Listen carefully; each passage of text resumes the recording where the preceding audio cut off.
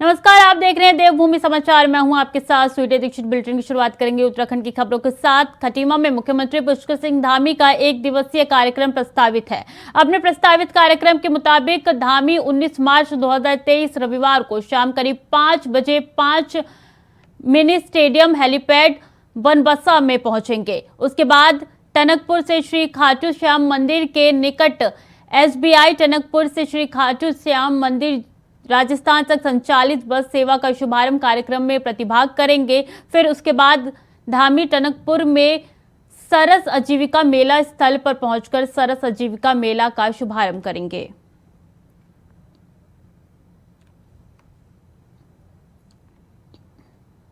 और उत्तराखंड के धामी सरकार आगामी 23 मार्च को अपना 1 साल पूरा करने जा रही है, जिसको लेकर बीजेपी प्रदेश भर में धामी सरकार के 1 साल पूरा होने का जश्न मनाएगी। बीजेपी के जश्न मनाने को लेकर कांग्रेस के प्रदेश प्रवक्ता गरिमा दौसानी ने सवाल खड़े कर दिए हैं।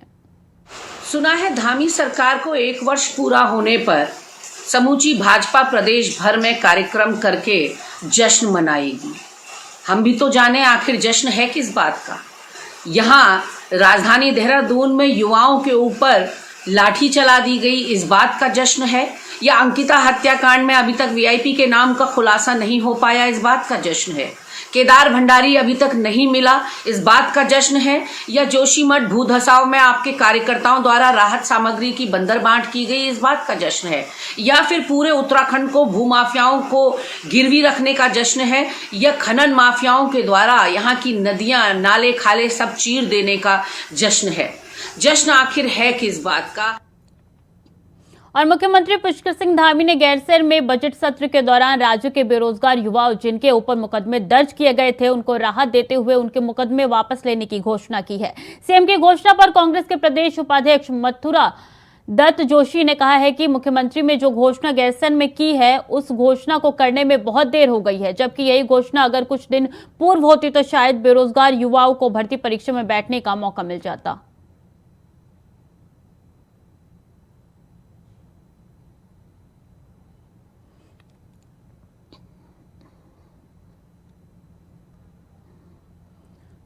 तो देखिए किस तरीके से विद्यार्थियों के द्वारा प्रदर्शन किए गए थे। उसके बाद से धामी सरकार ने जो है इनके ऊपर मुकदमा दर्ज किया गया था, लेकिन बड़ी पहल करते हुए सीएम धामी ने सारे मुकदमे विद्यार्थियों के ऊपर से वापस ले लिए, लेकिन कांग्रेस लगातार तंज कस रही है।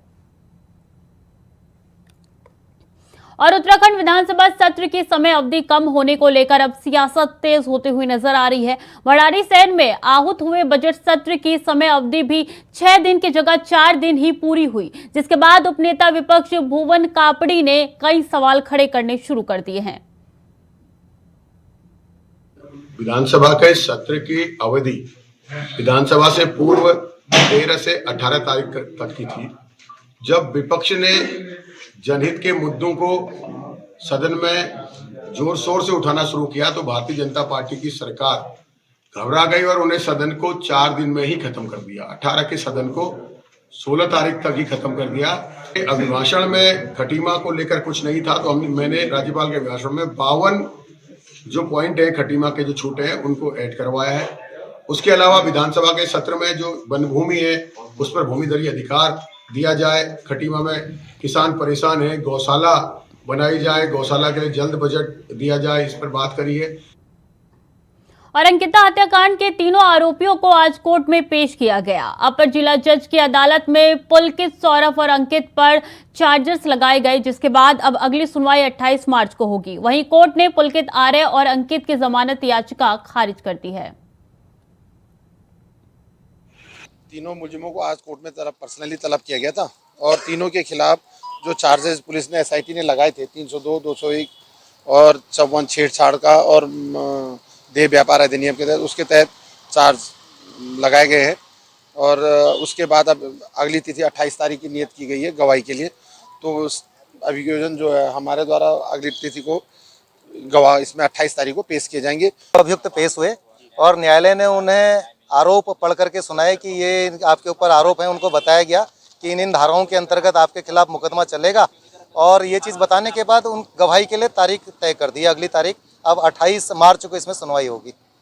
हाँ, क्योंकि पहले सौरभ भास्कर की जमानत याचिका यहाँ से खारिज हो गई थी, तो उसके बाद हमने पुलकित की और अंकित की भी जमानत याचिका लगाई थी और वो आज खारिज हो गई।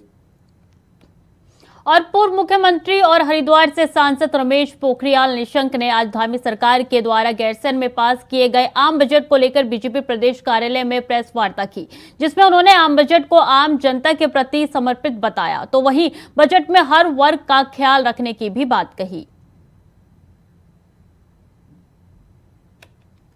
जो हमारे प्रदेश की स्वाभाविक है कि हिमालय बहुत ही संवेदनशील होता है और हर वर्ष कहीं ना कहीं हमको संकटों से गुजरना पड़ता है, तो जोशीमठ के लिए 1000 करोड़ से भी अधिक का प्रावधान करना और तमाम आपदा प्रबंधन की दृष्टि से इस बजट में और बढ़ा करके रखना, ताकि जो प्रभावित लोग हैं उनको समय पर सहयोग किया जा सके। ये भी बड़ा निर्णय है इस बजट का, आप सबको मालूम। खबरों में आगे बढ़ेंगे। पूर्व सीएम हरीश रावत उत्तराखंड की राजनीति का वो चेहरा है जो राजनीति से दूर नहीं रह सकता है, लेकिन पिछले दिनों पूर्व मुख्यमंत्री हरीश रावत ने सोशल मीडिया पर एक पोस्ट डालकर सूबे का राजनीति पारा बढ़ाने का काम किया था। उन्होंने पोस्ट में लिखा था कि वो सक्रिय राजनीति से दूरी बनाने का काम करेंगे, तो वहीं अब हरीश रावत का साफ तौर पर कहना है कि वो राजनीति से दूर नहीं जा रहे हैं, बल्कि पीछे होकर युवाओं को आगे बढ़ने का काम करेंगे।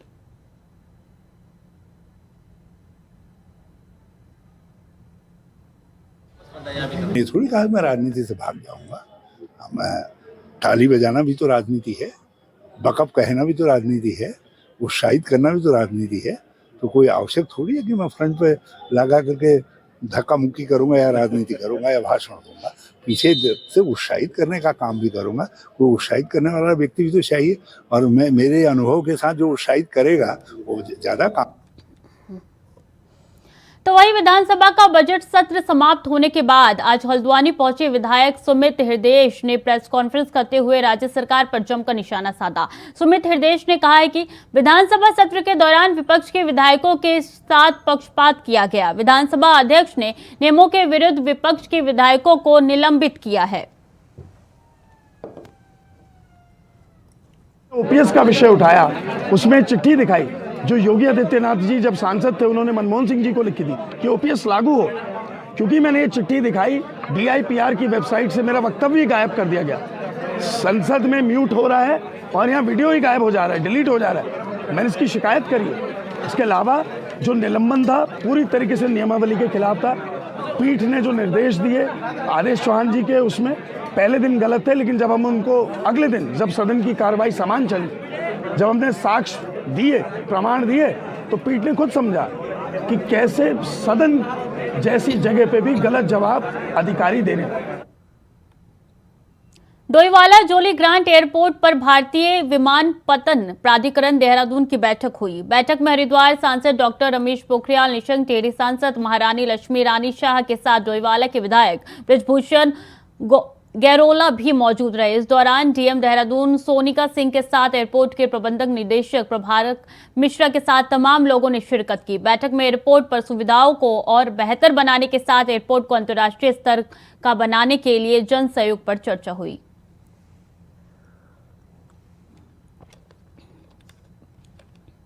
तो बता रहे हैं आपको कि किस तरीके से रमेश पोखरियाल वहां पे पहुंचे थे और उन्होंने एयरपोर्ट को सही बनाने के लिए आगे का कार्यक्रम किया। इसके साथ आपको जानकारी दे दें कि लगातार प्रयास किए जा रहे हैं कि एयरपोर्ट को आगे के लिए सही पले। आप बता दें कि आपको कि वहां पे पहुंच के उन्होंने बजट के लिए भी काफी कुछ कहा था कि बजट इस बार का लोगों के हितों का बजट है। खबरों में आगे बढ़ेंगे। रामनगर में 28 और 30 मार्च तक होने वाले G20 समिट की तैयारियां तेज की जा रही है। कुमाऊं कमिश्नर दीपक रावत खुद इस समिट की तैयारियों को लेकर मॉनिटरिंग कर रहे हैं।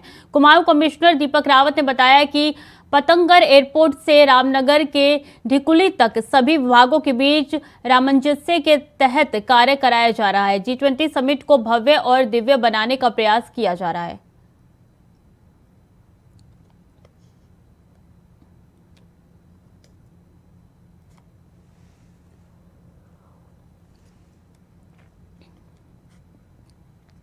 रामनगर में 2 दिवसीय स्वास्थ्य एवं कल्याण में निरंतरता, संभावनाएं, समस्याएं एवं चुनौतियों पर एक सेमिनार का आयोजन किया गया, जिसमें जिले और बाहर से आए 200 से ज्यादा डेलीगेट्स ने प्रतिभाग किया। तो वहीं इस विषय में जानकारी देते हुए राजकीय महाविद्यालय के प्राचार्य MC पांडे ने बताया कि आज का ये सेमिनार स्वास्थ्य एवं पर्यावरण को संरक्षित कैसे किया जा सके उस पर रखा गया है।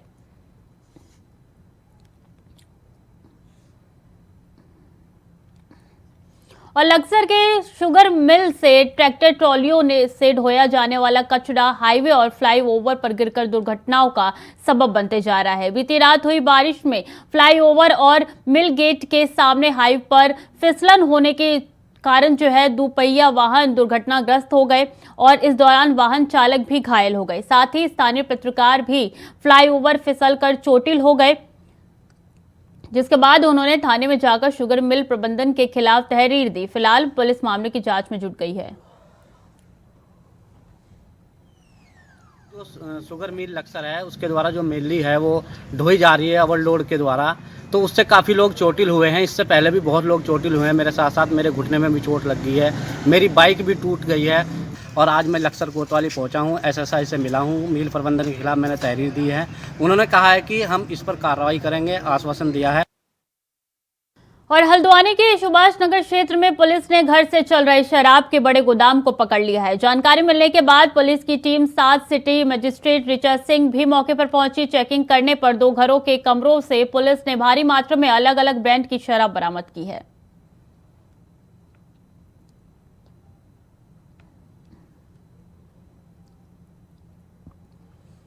और लक्सर में बुलडोजर के साथ पहुंची राजस्व प्रशासन की टीम ने बालावाली पंचायत के मंसूरपुर कपूरो में ग्राम सभा की करीब 250 बीघा जमीन अवैध कब्जे से मुक्त कराई है। सीएम पोर्टल पर हुई शिकायत पर जांच के बाद SDM गोपाल राम बिनवाल ने कब्जा हटाने के आदेश दिए थे। बीते जनवरी महीने में गांव कुड़ी भगवानपुर निवासी बाबूराम ने मुख्यमंत्री पोर्टल पर शिकायत की थी। बालावाली ग्राम सभा के रकबा मंसूरपुर कपूरों में पंचायत की कीमती जमीन है। इन जमीन पर लोगों ने अवैध कब्जे कर फसल बो रखी है। पोर्टल से उक्त शिकायत जिला प्रशासन होते हुए जांच के बाद कार्रवाई की हिदायत के साथ लक्सर तहरीर में आई थी। ग्राम समाज की लैंड थी, उसमें कुछ ग्रामवासियों के द्वारा उसमें गेहूं की फसल बो दी गई थी। उसकी शिकायत हमको प्राप्त हुई थी, उनको नोटिस और सूचना पूर्व से कर दी गई थी। उसके बाद जाकर के, क्योंकि ग्राम सभा की संपत्ति है तो उसको खाली किया जाना था, कब्जा मुक्त किया जाना था, तो करीब 250 बीघा लैंड जो है उसको कब्जा मुक्त करवाया गया है। खबर लक्सर से है। भारी बारिश के बीच लक्सर के दाबकी गांव स्थित एक मकान पर आसमानी बिजली गिर गई। आसमानी बिजली गिरने से मकान में दरारें आ गई। इतना ही नहीं, बिजली से मकान के अंदर बिजली की तारें, इन्वर्टर और पंखे भी शॉर्ट सर्किट के कारण खराब हो गए। गौरतलब है कि बीती रात से लक्सर क्षेत्र में झमाझम बारिश हो रही है। तेज बारिश की वजह से कहीं कहीं ओलावृष्टि और बिजली गिरने के मामले भी सामने आ रहे हैं।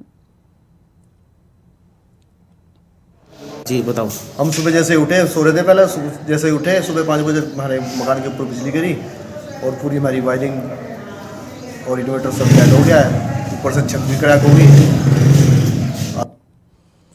और डोईवाला क्षेत्र में शाम से लगातार बारिश होने से जहां एक बार फिर से ठंड का एहसास होने लगा, तो वहीं जनजीवन भी अस्त व्यस्त हो गई है।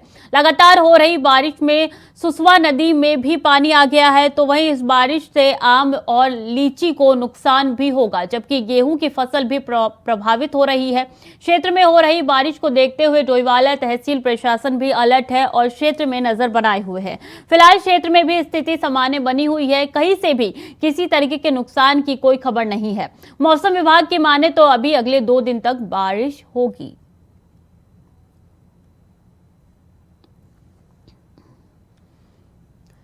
और पहाड़ों की रानी मसूरी में सुबह से हो रही बारिश से तापमान में भारी गिरावट दर्ज की गई है। वहीं बारिश से मौसम काफी सुहाना हो गया है, जिसका पर्यटक जमकर लुत्फ उठा रहे हैं। बारिश होने के बाद तापमान में गिरावट दर्ज की गई है, जिसके बाद ठंड से बचने के लिए लोग गर्म कपड़ों का सहारा ले रहे हैं। बारिश से स्थानीय लोगों और स्कूली छात्राओं को खासी दिक्कतें सामने आ रही है। बता दें कि मौसम विभाग ने उत्तराखंड के अधिकांश जिलों में मार्च अंत तक बारिश और ओलावृष्टि होने की संभावना जताई है और आकाशीय बिजली को लेकर येलो अलर्ट जारी किया गया है।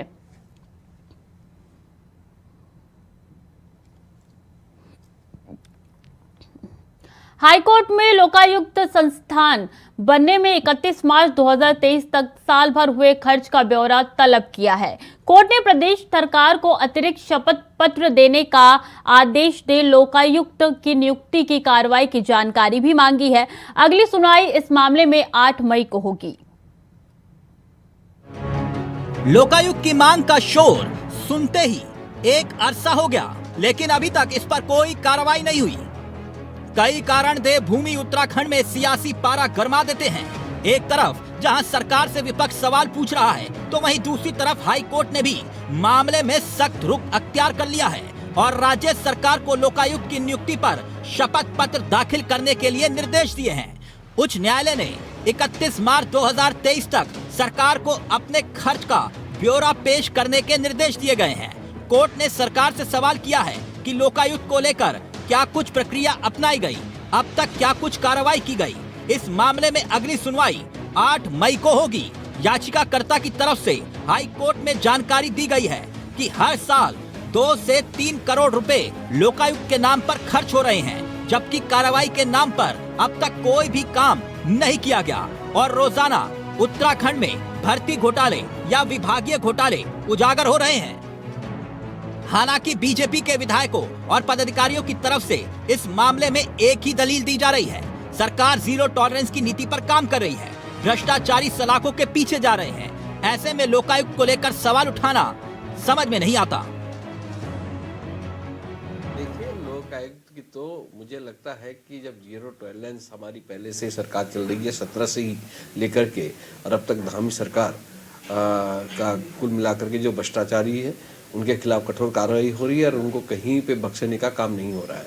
तो इसलिए लोक आयुक्त की ज़रूरत तो खैर है, परंतु ये माननीय मुख्यमंत्री जी के ऊपर निर्भर करता है कि जब हमारे यहाँ भ्रष्टाचार ही नहीं किस तरह से हो रहा है और जो भ्रष्टाचारी कर रहे हैं उनको जेल के सलाखों के पीछे भेज रहे हैं। इसलिए मुझे लगता है कि लोक आयुक्त की आवश्यकता नहीं पड़ेगी यहाँ पर। देखिए, पहली बात तो ये है कि जहाँ तक लोकायुक्त का विषय है, ये पूर्ण रूप से सरकार का विषय है। अगर माननीय न्यायालय के द्वारा सरकार से कोई इस तरह के डायरेक्शंस दिए गए हैं या कोई चीज़ें मांगी गई हैं तो सरकार उसको देगी।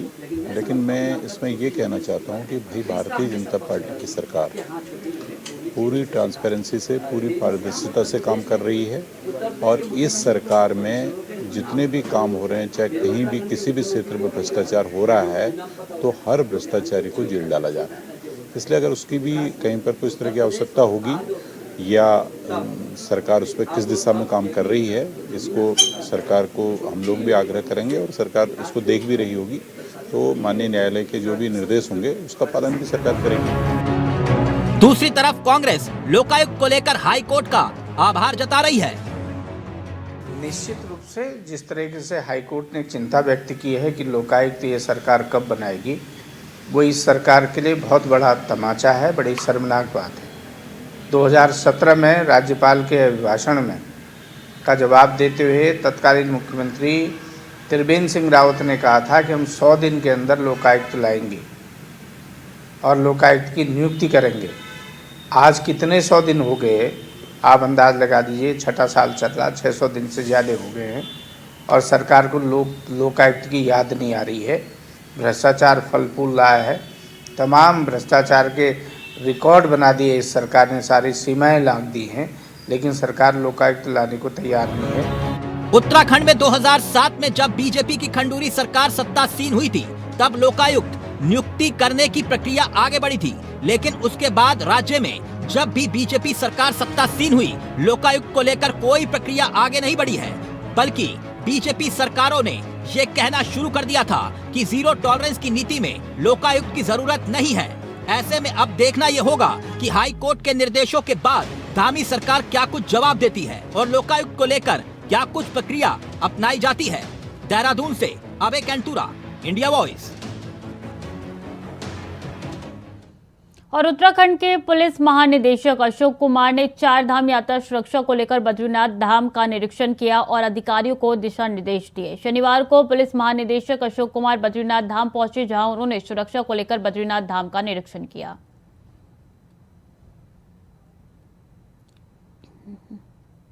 और 3 दिवसीय आयुर्वेद और पशु चिकित्सा सेमिनार के दूसरे दिन आज केंद्रीय आयुष राज्य मंत्री डॉक्टर महेंद्र भाई मुंजपारा सेमिनार में बतौर मुख्य अतिथि शामिल हुए। उनका कहना है कि कॉन्फ्रेंस में ज्ञान और विचारों का आदान प्रदान होगा और इससे पशु समाज के लिए बहुत लाभ हो सकता है और इस तरीके के सेमिनार का आयोजन पहली बार हुआ है। वहीं G20 बैठक की मेजबानी भारत को खासकर उत्तराखंड में 2 बैठक होने को लेकर उन्होंने कहा कि G20 की बैठक में विचारों का आदान प्रदान के साथ ही बिजनेस का भी आदान प्रदान होगा और इससे निश्चित रूप से उत्तराखंड को बहुत फायदा होने वाला है।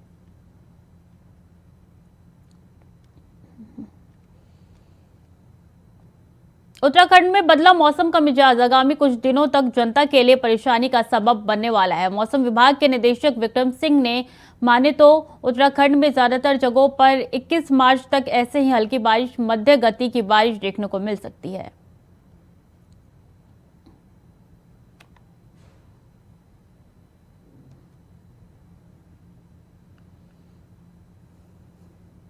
फिलहाल के लिए देवभूमि समाचार में इतना ही। बाकी की जानकारी के लिए बने रहिए इंडिया वॉइस के साथ।